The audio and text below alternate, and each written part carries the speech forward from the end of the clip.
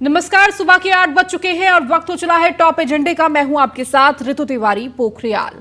Bulletin की शुरुआत करेंगे। केंद्रीय गृह मंत्री अमित शाह का आज लखनऊ दौरा रहेगा, जहां अपना दल के संस्थापक डॉक्टर सोनीलाल पटेल की जयंती पर राजधानी के इंदिरा गांधी प्रतिष्ठान में आयोजित समारोह में गृह मंत्री अमित शाह शामिल होंगे।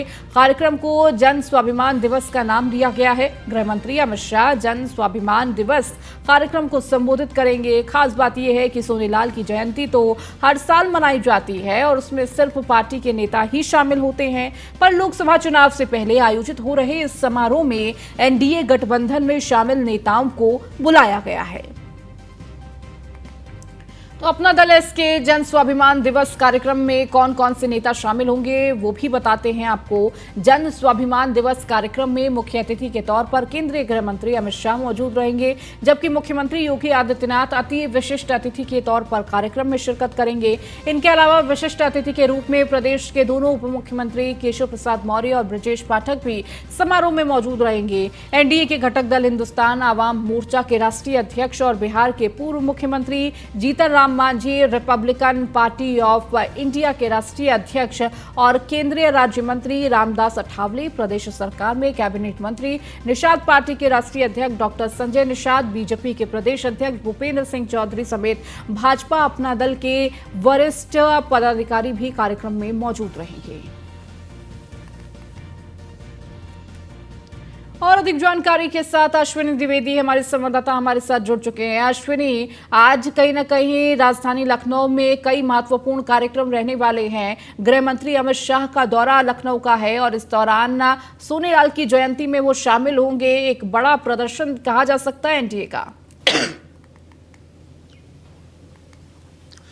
बिल्कुल। अपना दल के संस्थापक सोनीलाल पटेल की आज 74वीं जयंती है। इस मौके पर एक भव्य कार्यक्रम राजधानी लखनऊ में आयोजित किया जा रहा है। ये कार्यक्रम जो है उनकी बेटी साथ साथ केंद्र में मंत्री जो है अनुप्रिया पटेल आयोजित कर रहे हैं। इस दौरान कहीं ना कहीं आज एक बड़ी ताकत एनडीए घटक दलों की लखनऊ में दिखाई देगी, क्योंकि उत्तर प्रदेश देश का सबसे बड़ा सूबा है। अगले साल लोकसभा चुनाव होना है और पूर्वांचल का एक बड़ा हिस्सा है, जहाँ मिर्जापुर के आसपास क्षेत्र की बात करें, प्रयागराज के आसपास के जिलों की बात करें।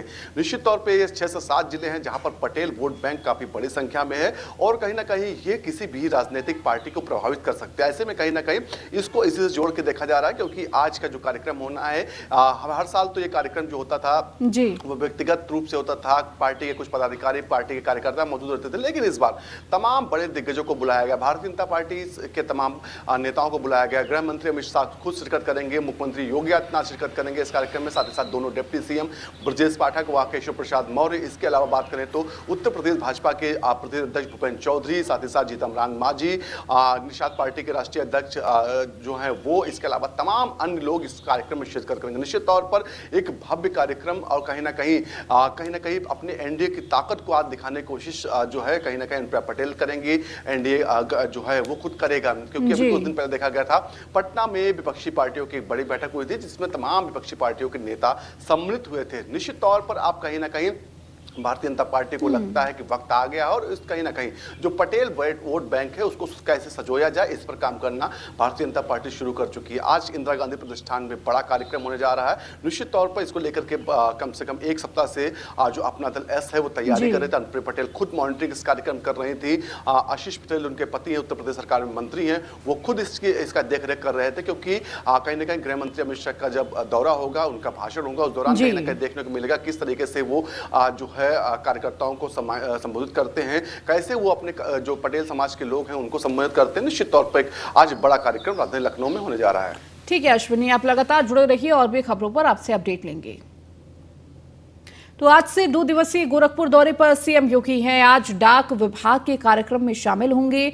कल गुरु पूर्णिमा के दिन अनुयायियों को आशीर्वाद देंगे। गोरखनाथ मंदिर के गुरु के रूप में अनुयायियों को आशीर्वाद देंगे। तो गोरखपुर के दौरे पर सीएम योगी आदित्यनाथ रहने वाले हैं। आज गोरखपुर पहुंचेंगे और इस दौरान डाक विभाग के कार्यक्रम में शामिल होंगे और इसके साथ ही कल गुरु पूर्णिमा के मौके पर गोरखनाथ मंदिर में अनुयायियों को आशीर्वाद देते हुए सीएम योगी आदित्यनाथ गोरक्ष पीठ के पीठाधीश्वर की भूमिका में नजर आएंगे।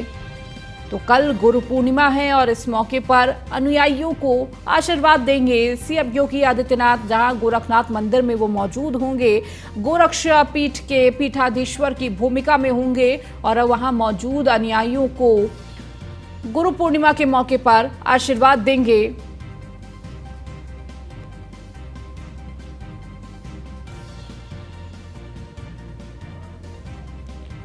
तो आज गोरखपुर जाएंगे सीएम योगी आदित्यनाथ और 2 दिवसीय उनका ये दौरा रहने वाला है।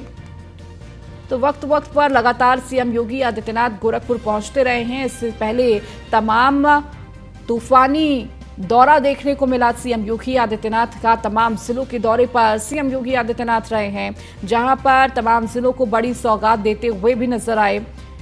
और अधिक जानकारी के साथ हरेंद्र दुबे हमारे साथ हमारे संवाददाता जुड़ चुके हैं।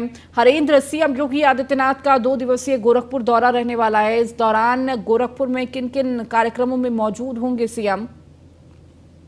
देखिए, अपने दर्शकों को हम बताना चाहेंगे कि उत्तर प्रदेश के मुख्यमंत्री योगी आदित्यनाथ 2 दिवसीय दौरे पर गोरखपुर आ रहे हैं। खासतौर से दौरे से पहले दिन 4 विभाग के कार्यक्रम में आप शिरकत करेंगे।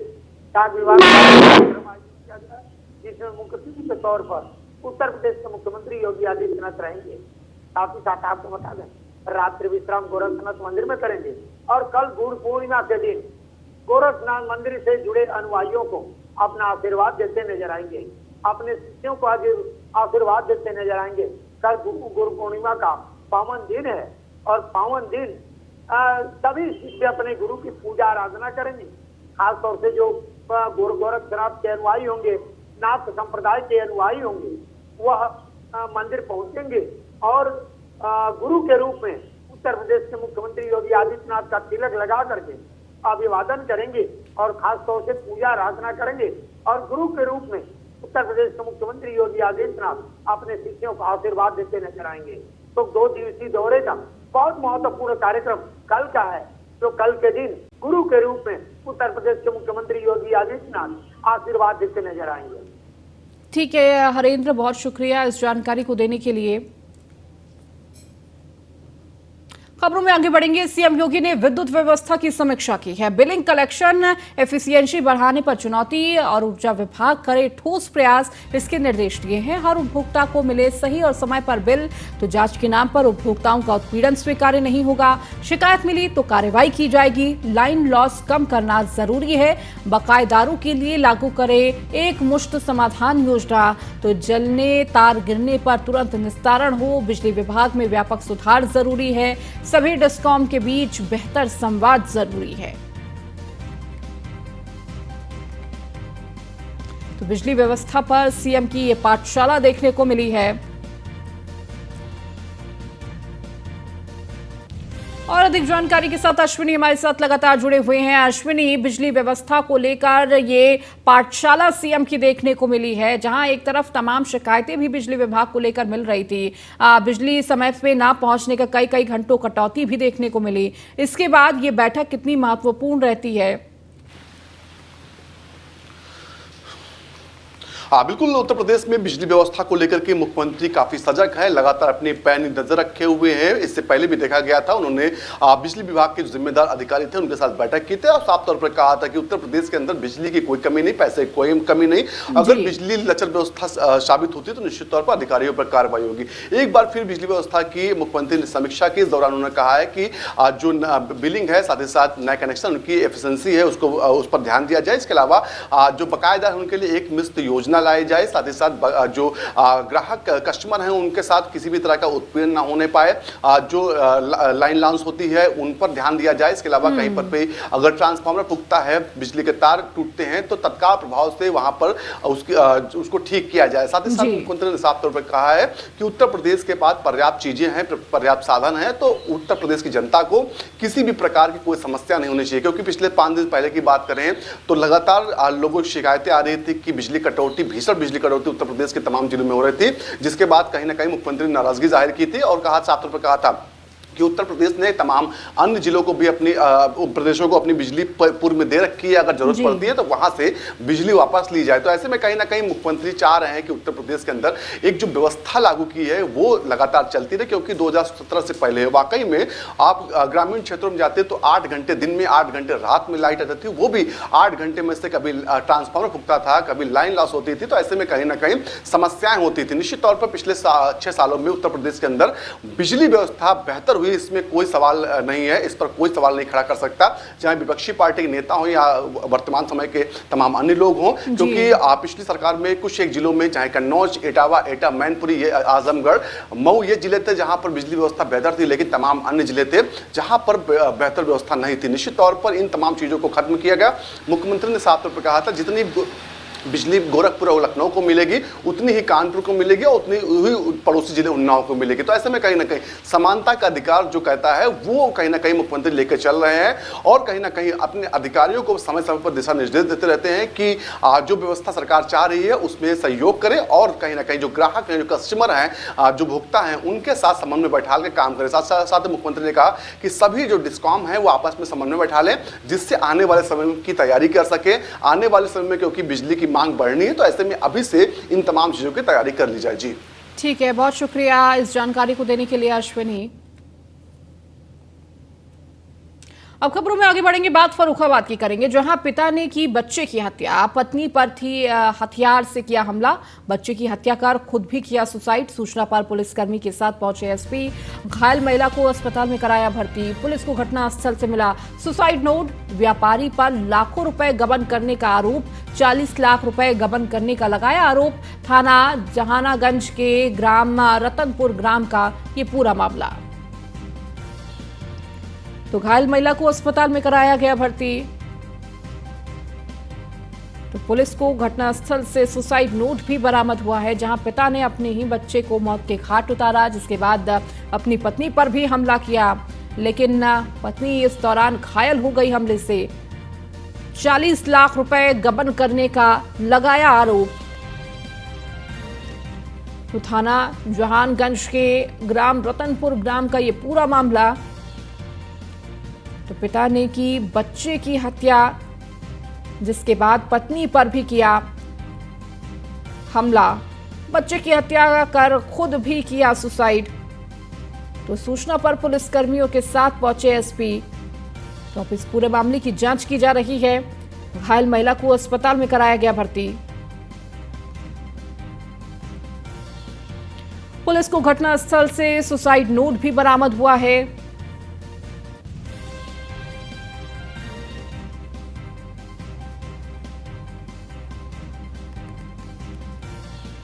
तो 40 लाख रुपए गबन करने का आरोप लगाया।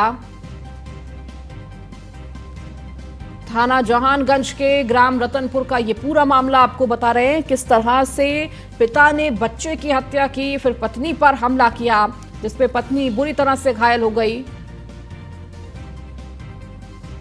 और अधिक जानकारी के साथ अमित कुमार हमारे संवाददाता हमारे साथ जुड़ चुके हैं। अमित, इस पूरे मामले को लेकर क्या जानकारी मिल पा रही है, क्या वजह रही इस पूरे हत्या और सुसाइड के पीछे?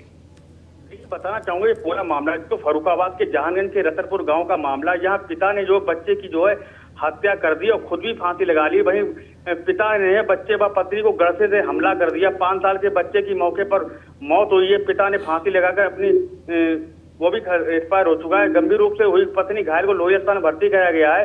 2 मौतों के बाद में गांव में हड़कंप मच गया। गंभीर रूप से घायल पत्नी को जिला अस्पताल लोही में भर्ती कराया गया। मौके पर ग्रामीण पुलिस को सूचना दी गई थी। एसपी समेत भारी पुलिस बल गांव में तैनात है। जी ठीक है, बहुत शुक्रिया अमित इस जानकारी को देने के लिए।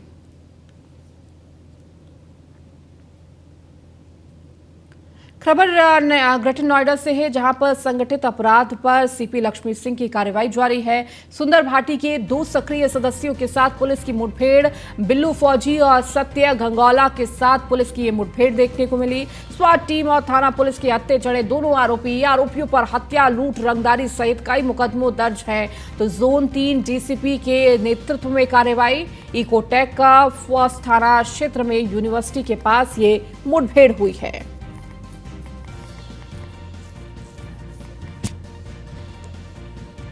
तो बड़ी खबर आपको इस बीच दे रहे हैं, जहां पर संगठित अपराध पर लगातार सीपी लक्ष्मी सिंह की कार्रवाई जारी है। सुंदर भाटी के 2 सक्रिय सदस्यों के साथ पुलिस की मुठभेड़ देखने को मिली है। तो बिल्लू फौजी और सत्य घंगौला के साथ पुलिस की यह मुठभेड़। तो आरोपियों पर हत्या, लूट, रंगदारी सहित कई मुकदमे दर्ज। तो जोन 3 डीसीपी के नेतृत्व में यह कार्रवाई हुई है।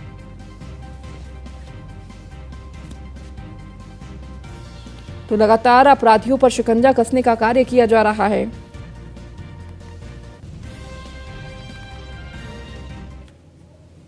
सूचना थी कि कुछ सक्रिय अपराधियों का मूवमेंट इस क्षेत्र में है, जिसको लेकर शाम से ही चेकिंग करी जा रही थी। दंकौर पुलिस द्वारा इसी चेकिंग में एक इनोवा को ट्रेस किया गया। उसमें जब चेकिंग के लिए कुछ व्यक्तियों को उतारा गया तो उनके पास से इलीगल वेपन बरामद हुए, जिसको देख के इनोवा सवार जो बदमाश थे उन्होंने पुलिस पर फायरिंग करी और टिकट तोड़ते हुए आगे चले गए। इसको लेके एक सर्च एंड कॉर्डन ऑपरेशन चलाया गया। इस सर्च एंड कॉर्डन ऑपरेशन में इकोटेक 1 पुलिस द्वारा और स्वाट टीम द्वारा इस इनोवा को तो आरोपियों पर हत्या, लूट, रंगदारी सहित कई मुकदमे दर्ज हैं। जोन 3 डीसीपी के नेतृत्व में यह कार्रवाई हुई है। तो संगठित अपराध पर सीपी लक्ष्मी सिंह की कार्रवाई जारी। और अधिक जानकारी के साथ ब्यूरो चीफ निशांत शर्मा हमारे साथ जुड़ चुके हैं। निशांत, लगातार अपराधियों पर शिकंजा कसने का कार्य किया जा रहा है।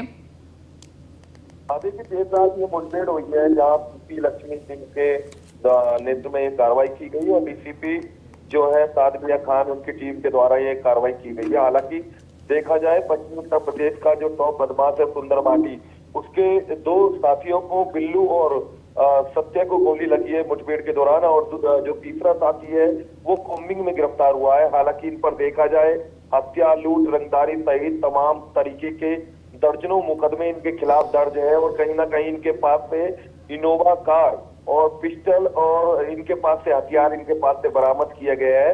हालांकि ये तनकौर क्षेत्र में कहीं ना कहीं कुछ घटना को अंजाम देने वाले थे और जहां फायरिंग करने के बाद वहां से फरार हुए। फरार होने के बाद चारों तरफ से जब घेराबंदी हुई तो डीसीपी जॉन जो सादमिया खान है उनकी टीम ने, स्वाट टीम ने, इकोटेक 1 थाने की पुलिस ने, तनकौर पुलिस ने घेराबंदी करने के बाद मुठभेड़ में तीनों साथी को पकड़ लिया है। जहाँ 2 साथियों को गोली लगी है और एक तीसरा जो साथी है उसको अरेस्टिंग किया गया है। कहीं ना कहीं ये जो सुंदर भाटी का गैंग था, जिस तरीके से लगातार घटनाओं को अंजाम दिया करता था, जिन पर तमाम तरीके के संगीन मामले, दर्जनों मुकदमे दर्ज है। ठीक है, बहुत शुक्रिया इस जानकारी को देने के लिए निशांत। रामनगरी अयोध्या में मंदिर निर्माण का काम तेजी से चल रहा है। वहीं अयोध्या का स्वरूप ऐसा होगा कि सब कुछ राममय दिखाई देगा। एक एक चीज एहसास दिलाएगी कि ये भगवान राम की अयोध्या है। यहां तक कि स्ट्रीट लाइट पोल के भी चयन ऐसे किए जा रहे हैं जो लोगों को भगवान राम की नगरी में होने का एहसास दिलाएगी। आपको एक खास रिपोर्ट दिखाएंगे।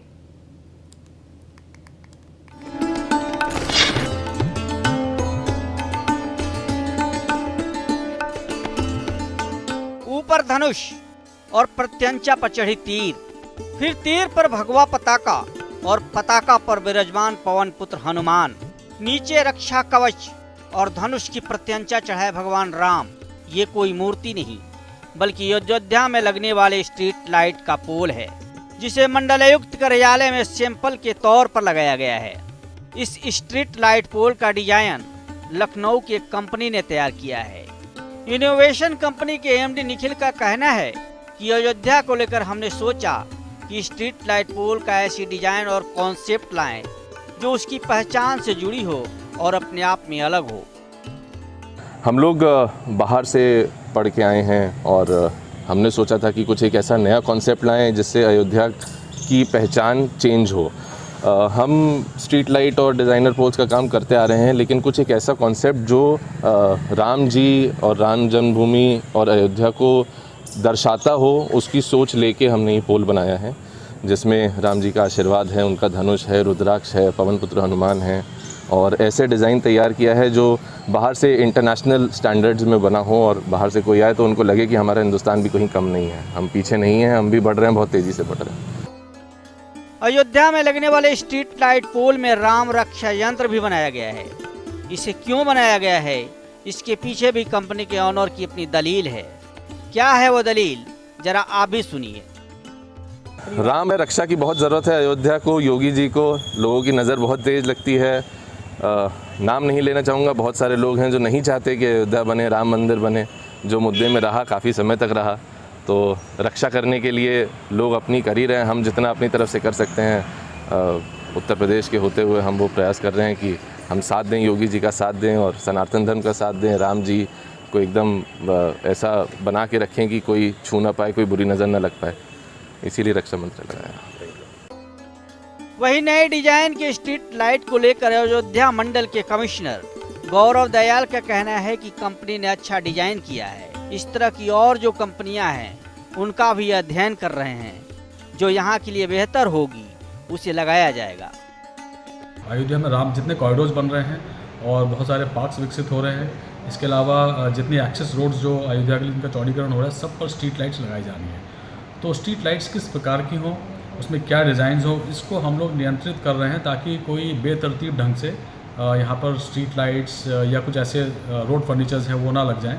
तो जो अच्छी कंपनीज़ हैं जिन्होंने इच्छा जाहिर की है इस काम को करने की, जो हमारे पास आ रहे हैं उनको हम पहले ये कह रहे हैं कि आप आपको एक अच्छा डिज़ाइन करिए, अपने जो आर्टिस्टिक टीम है उसे डिज़ाइन करा के और एक सैम्पल्स हमको यहाँ पर दिखाइए ताकि हम उसमें निर्णय ले सकें। तो जो आपने बाहर देखा है वो उन्हीं में से एक सैम्पल एक कंपनी है जिसने वो उसको वहाँ स्थापित किया है और ये कल हमने उसको देखा था, ये बहुत अच्छा भी है। तो इस तरह के और जितने स्ट्रीट लाइट के जो पोल्स हैं और जो ब्रैकेट्स हैं उन सब की डिज़ाइंस पर हम लोग मंथन कर रहे हैं और जो बेस्ट डिज़ाइंस हैं अयोध्या में, ताकि बहुत अच्छा एक्सपीरियंस आ सके, विजुअली बड़ी अपीलिंग चीज़ें हों, उनको स्थापित कराया जाएगा। अयोध्या में सब कुछ भव्य दिखाई दे, इसके लिए बाकायदा हर एक चीज की प्लानिंग की गई है। अयोध्या में जो कॉरिडोर बन रहे हैं, जो पार्क विकसित हो रहे हैं और श्री राम पथ, भक्ति पथ और जन्मभूमि पथ के रूप में मंदिर तक पहुंचने के लिए जो 3 रास्तों का चौड़ीकरण किया जा रहा है, इन सब के किनारे खूबसूरत स्ट्रीट लाइट लगाई जाएगी, जिसके पोल भी इस तरह चयनित किए जा रहे हैं जिसमें राम और राम की नगरी का प्रतिबिंब दिखाई दे और इन मार्गों पर सफर कर रहे श्रद्धालुओं को राम राज की अनुभूति हो। Bureau report, news 1 India.